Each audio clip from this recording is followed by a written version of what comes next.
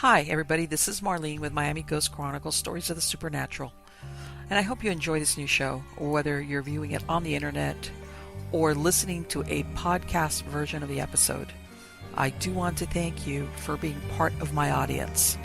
You can also find links to videos or podcasts on MiamiGhostChronicles.com, as well as where you can submit your story about any eerie experiences you've had, which I would love to hear about. Just go to the Submit Your Story tab. Please subscribe to our channel so that you receive notification of when we release a new show. And find us on Facebook, Twitter, and Instagram. This is where I usually live stream and where I give you a behind-the-scenes look at locations where new episodes are being filmed at. I also tell you about all the interesting guests that will be appearing soon on Stories of the Supernatural. I hope you enjoy the show, and I think you are all wonderful.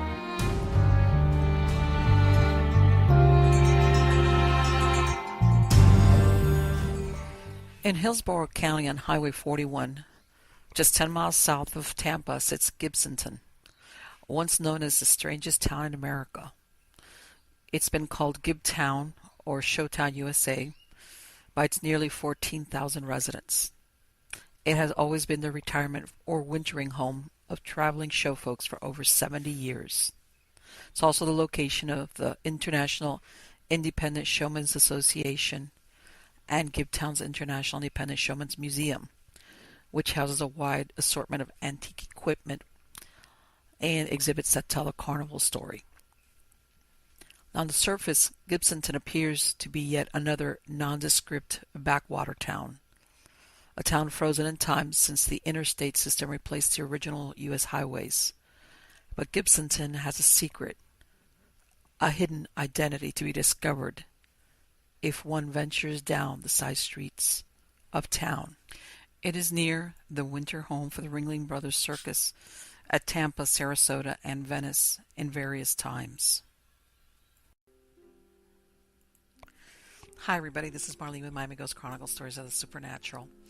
And today I have a show. You just saw me take a drive through a very small town in central Florida called Gibsonton. And present day, if you drive through Gibsonton, you might get an idea kind of what there is about this town, but not really. And I wanted to go ahead and tell you what the fantastic and intriguing story there is behind the town of Gibsonton, which, as I stated before, is just south of Tampa. A lot of mystery, a lot of history also. And it's so fascinating that even several shows and movies have used this town as a backdrop for their stories. And I think you're going to find it just as fascinating as I did. Now, during the Depression, carnival and circus people would use this as their winter home. And what they would do is they would park their trailers in their off-season near the Alafia River. Now, this was the days of the big 10-in-1 sideshows.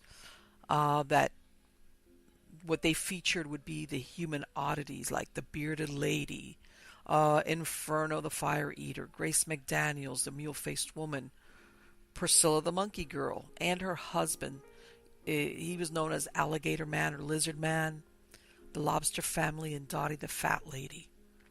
Now, besides the great weather that Florida offered during the winter, Gibsonton offered something very unique, was that they had a zoning law that allowed the residents to keep elephants and circus trailers on their front lawn. This was done to accommodate the majority of the residents that thronged to this area because of how they made their living.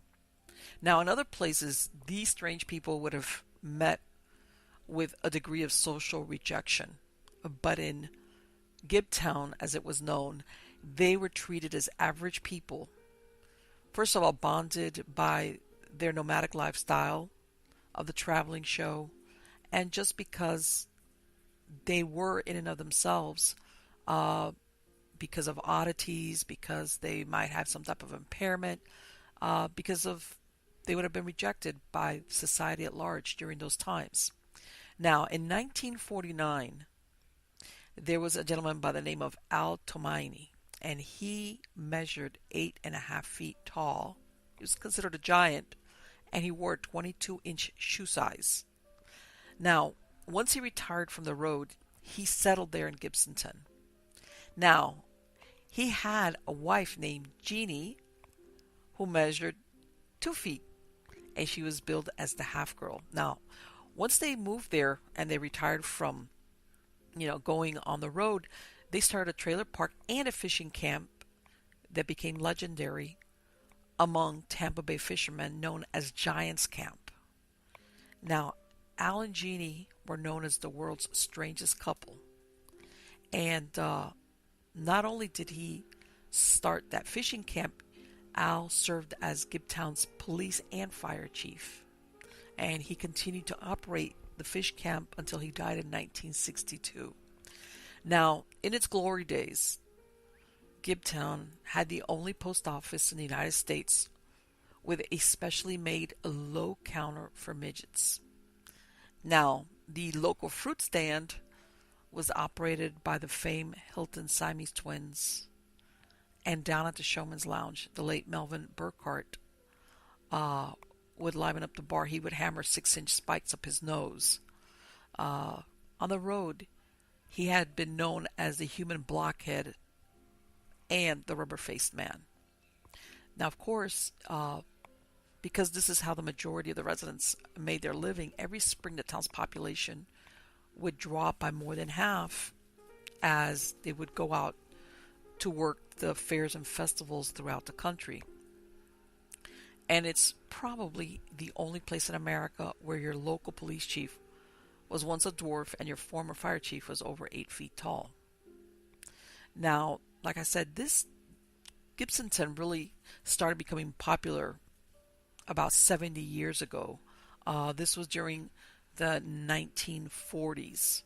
And you have to understand, back then, this area that they settled in, which was right next to the river, was, yes, it was south of Tampa, but it wasn't really that populated, which is also, I think, what attracted them to stay there, because not only could they make rules as they went along, like what they did with the zoning, they were able to, I guess, feel freer versus if they had moved to a regular town or city. Now, the heyday of the sideshow business was in the 1920s and the 1930s, and ever since then, it's been declining because back then, carnival sideshows were one of the few forms of entertainment for small-town America. Now, after World War II, people's tastes gradually became more sophisticated, and then that was the introduction of movies and television, and entertainment like what you would see in a sideshow, they just could not compete. And also, it became politically incorrect to market people, or in other words, to exploit them because they had some type of deformity. Now, the last of these sideshow people, freaks, whatever you want to call them, because that's how they, build themselves when they went throughout the country. This is how they made their living for many years. Most of them are dying off. Jeannie Tomaini died in 1999.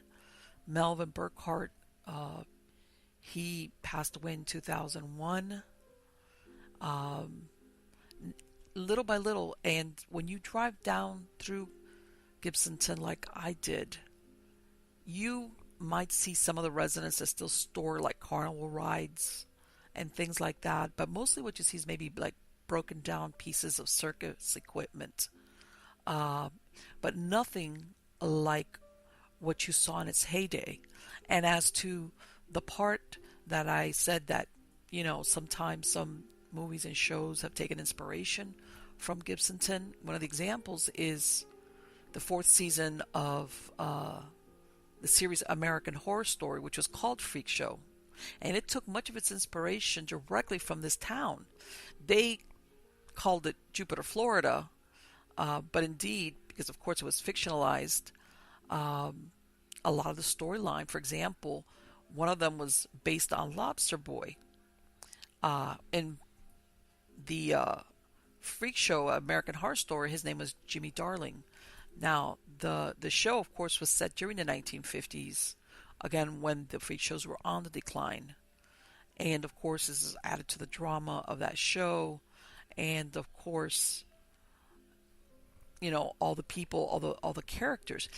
Now, mentioning that story about Lobster Boy, now we're going to cross into, believe it or not, there was a murder that was tied into a very long time family that was involved in sideshows, which was the Stiles family. And I'm going to go ahead and get into that because unfortunately it ended very, very tragically for some of the members of this family. Hi everybody, so now we're going to get into what's considered by many, as I refer to, a tragedy that ended in murder, and not only of one person but of two people. And it started, in other words, there was so many signs along the way that this was exactly where eventually this was going to lead to. And mainly this deals with a man named Lobster Boy. His real name was Grady Stiles Jr. And he was born into his family. The Stiles family were already involved in what they called the sideshow or the freak show circuit. All right, he was born in Pittsburgh, Pennsylvania, and he really didn't get too much of a choice of what he was going to do with his life. He had a rare condition known as electrodactyly. Now, this ailment, it's something that's genetic. It's where your fingers are fused together and they give the appearance of having claws instead of hands. And his family had been affected by this since at least the 1840s, according to what his own father claimed. And there's a 50% chance, more or less, that offspring from one of the parents will come out with this genetic trait.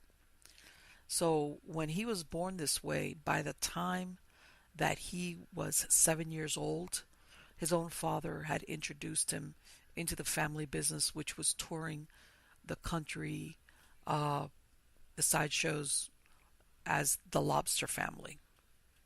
And he not only had it on his hands, he also had it on his legs, and which this forced him to use a wheelchair. Now, the thing was that they used this hereditary condition to their advantage. His father had it, and he called himself Lobster Man. So when he brought in his son at the age of 7, he gave him the name or the moniker of Lobster Boy. And so, like I said, at a very young age, he was introduced into and became a sideshow performer. Now, when they weren't on the road, they would be living in Gibsonton, Florida, where a lot of the other carnival performers would spend the winters. And this is where all these different performers basically knew all the other families there, including like Al and Jeannie Tomiani, which were the sheriff, and they had their fish camp. And in other words, they saw how these families, even if they didn't tour together, they all would come back and winter there. Now, he grew up this was, in other words, his lifestyle. And when he was very young, there was a young lady by the name of Mary Teresa Stiles. Now, she had run away. She was a runaway. She came and tried to join the circus because she had a very bad, a broken home life. And the two fell in love. They were very young. And they got married in 1958. And what she did was that she got involved with the sideshow life because she could. There's a lot of work there that doesn't necessarily have to be as a performer. Now, the thing was that not too long after they became married, she realized that despite how sweet he was during the time that they were courting each other, if he drank alcohol, he became transformed into a very violent and abusive man. And unfortunately, as more time passed by, the more of an alcoholic that he became. Now, because he had the deformed legs, he had an extremely powerful upper body. And he was able to basically crawl, even if he wasn't in his wheelchair. And eventually, his alcoholism led into physical abuse of his wife, Mary. Now, they had two daughters before they divorced in 1973. Mary then went off, married another sideshow performer named Harry Glenn Newman, and he was billed as the world's smallest man. Now, together they had a son called Harry Glenn Newman III, who also became a performer in the show. And what he would do is he would pound nails into his nostrils, and he became known as the Human Blockhead. This was his performance name. Now, in 1978, one of Mary and Grady Stiles' daughters, 17-year-old Donna, tells her parents that she's pregnant and she's going to marry the young man that was responsible, the father of the child and who she was in love with. Now, Grady Stiles wants to meet him, and because he wants to talk to him privately the day before the wedding. Now, when this man arrives to meet with Mr. Stiles, Lobster Boy, what did he do? He shot and killed the 18-year-old in cold blood. Killed him. Now, later on, Donna, his daughter, said that her father sat on the porch smiling and said, "I told you I would kill him." Of course, there was no doubt whatsoever that he was the one that had committed the murder, and he went to trial for it. He was convicted of third-degree murder and was sentenced to 15 years of probation, mostly because his deformities kept him from going to prison, as no state prison was equipped to deal with his physical needs.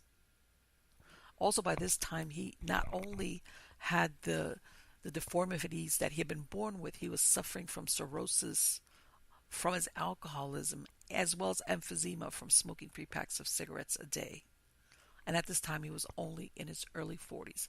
So believe it or not, even though he was clearly guilty of killing a young man, the father of his grandchild, in cold blood, because no prison felt that they could house him or imprison him, he got off only with 15 years of probation.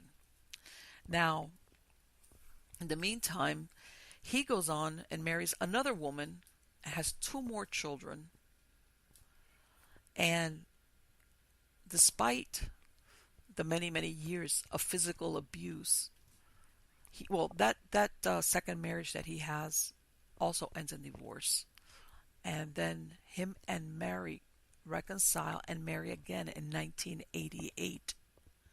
And of course, Lobster Boy's promising to Mary that his drinking days are behind him. But of course, easier said than done. And soon after they remarried, he was back to drinking whiskey, letting his temper get out of control, and of course, which resulted in physical abuse against his wife. And at this point, not only it becomes later on, it becomes obvious that not only did he abuse his wife, he abused his children as well as they were growing up. Um, and at this point, Mary was very scared of leaving her husband because she was afraid of what he was going to do to their children, two of who were born with the deformity, the electrodactyly. Now, for the next few years, she suffers in silence because he's drinking heavily, of course, every day, and he inflicts on her physical and mental abuse, again, on a daily basis. Now, for her, the final straw came on Thanksgiving weekend in 1992. And later on, what ended in murder, she testifies that she wakes him up and he's drunk and he's holding a butcher knife to her throat. And he says to her, "One of these days I'm going to kill you and your family, but the time isn't right." And then what he did was he crawled away. Now, 2 days later, on the night of November 29th, 1992, she gets a hold of a hitman.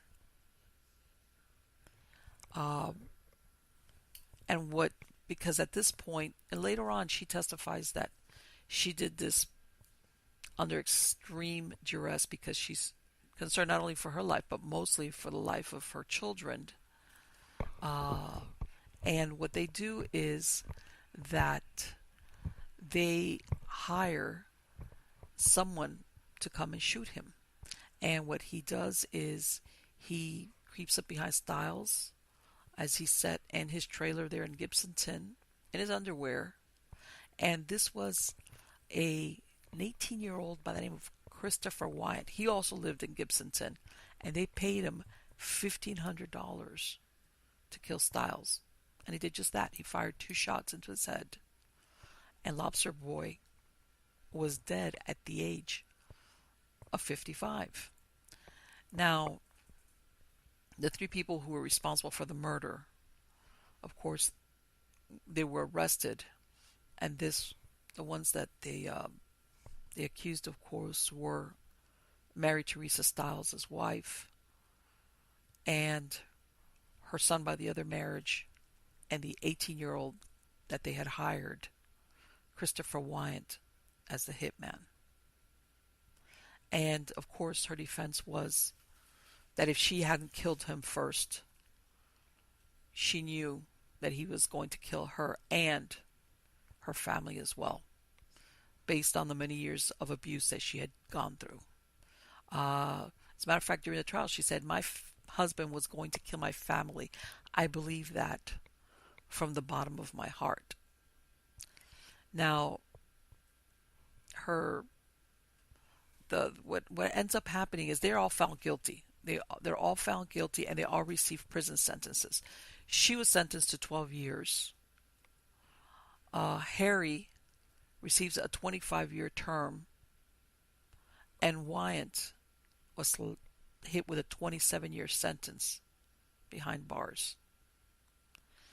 But the unlikely story of Grady Stiles Jr., a.k.a. Lobster Boy, remains one of the most unusual American true crime cases of the 20th century, with one of the most unusual cast of characters. So now we're going to get to the good part. And the good part is called the ghost stories, or in this case, some urban myths. Now, this is a story that's on the internet right now, and that comes from somebody that lives in Gibsonton. And this is what they're retelling. I've lived in Gibsonton for 19 years. I live right off US 41 on Cracker Avenue. One night, me and my roommate were walking down the street on our way to the store. And as we got near US 41, we heard a loud scream. We looked around and saw nothing, so we kept walking. And again, we heard a loud scream, and yet again we saw nothing. We were scared to death, and we started running. As we neared the ditch, we saw what appeared to be a transparent woman in pieces. Me and my friend looked at each other, and we turned back, but she was gone. We did some research, and there was a murder there 20 years ago, where they found a woman dismembered and put into pieces in a trash bag. Now, I did a little bit of research, and that story is absolutely true. Back in February of 2003, they did find a dismembered body of a woman right there on Cracker Avenue, west of US 41.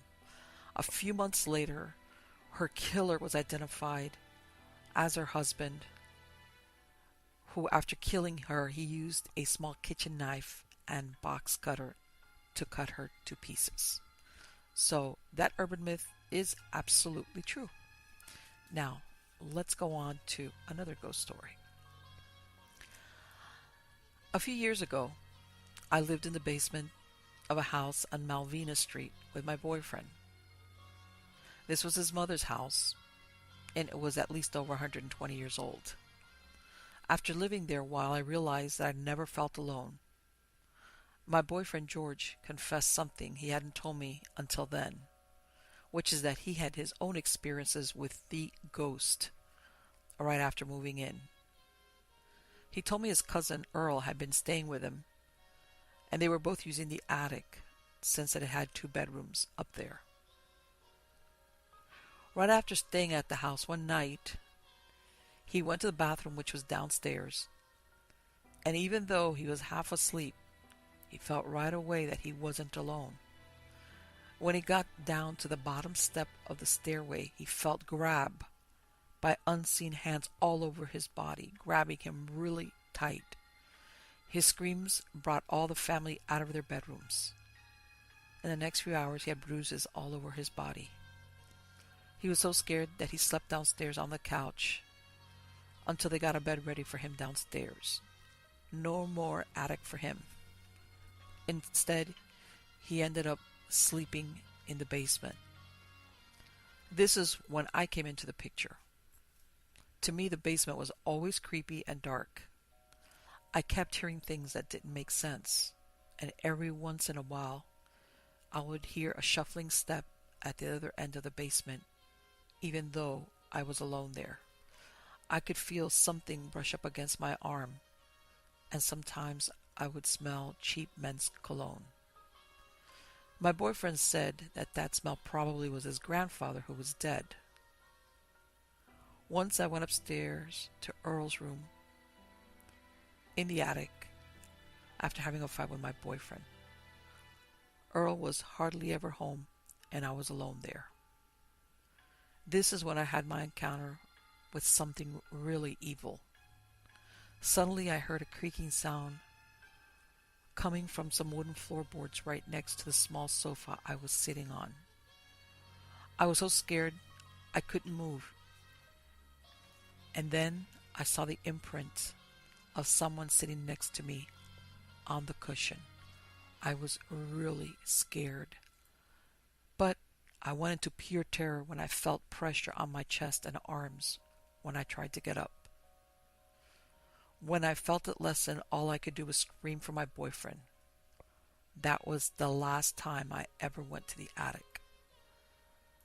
Then one night, around 2 a.m., I started to hear what I realized was circus music, like an old-time sideshow circus music. Then I heard kids laughing, and I could feel the hair on my head stand up, since there were no kids living in the house. Suddenly my boyfriend George, who I thought was asleep, said, "Do you hear that?" All I could say was yes. We were both so scared that we didn't even dare to move. Finally it stopped, and we both fell asleep. The next morning, to our surprise, George's mom angrily asked us why we had company over at 2 a.m. in the morning. She wanted to know what was up with the music and hearing children laughing, She was really angry, and normally she was a very nice lady. Even when we told her our experience, she didn't believe us. Eventually, George's mom sold the house, and even now I wonder if the people that bought it experienced the haunting the way we did. Why the circus music and the kids, I still don't know. And I think that there was at least 3 or 4 spirits living in that house. Maybe before the house was built, when it was maybe just a field, some type of circus had been erected there. So many things could have happened that trapped those spirits there. Now, the last story is about a haunted location / urban myth. Now, the location is in a town called Baraboo. It's in Sauk County, Wisconsin. Now, the history on this is that, or the story that's behind this is that several years ago, there was an employee of the Ringling Brothers Circus who owned property on Ringling Road. Now, the reason why there's a Ringling Road is that this is where the family that established the circus, this is where they're from. Now, the story goes that this employee, one day he murdered a couple of children by throwing them into his well, and later on he committed suicide by hanging himself. Now, the phenomena is that there is a trail off of Ringling Road that leads to a well, and the reports say that a white image of a woman, supposedly the mother of the children that were killed, can be seen visiting the well at night, usually between midnight and 3 a.m. It also says that beyond the well is a shack, and inside the shack is a stool that supposedly the man used to hang himself. And of course, he's supposed to be haunting the shack. Now, from what I understand, several people have found off through some woodland off Ringling Road the actual well, and it's not like a regular well. It's described as being made of stone, and it's like a gazebo. It's about sits in the middle of the woods. It looks like a little schoolhouse, and it's got a pavilion. And it's made of stone, and about 50 yards past it, where the well is at, is the shack. Now, as to finding out whether there's any truth to the story about this circus employee who killed the children and threw them in the well and then killed himself, I researched it. I couldn't find anything. However, that doesn't mean anything happened. But, and I don't know if this might be the house in question, back in August of 1933, a lady by the name of Alberta Golmar was butchered in the kitchen of her home. She lived in this same little town of Baraboo.